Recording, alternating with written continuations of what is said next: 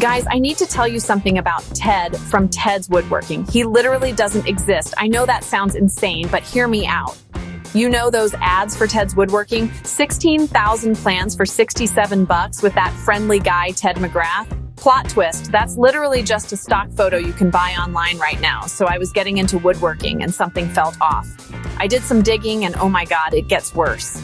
Pretty much all these plans are stolen, straight up pirated from other websites, magazines, even government sources. People in woodworking forums are finding their own copyrighted plans being sold without permission.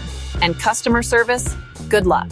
No real business address, no actual Ted McGrath, nothing. It's a ghost operation selling other people's work. I bought it just to see, and guys, it's a hot mess. Plans are all over the place. Different formats, blurry screenshots, outdated designs. The bonus videos are random YouTube clips thrown together.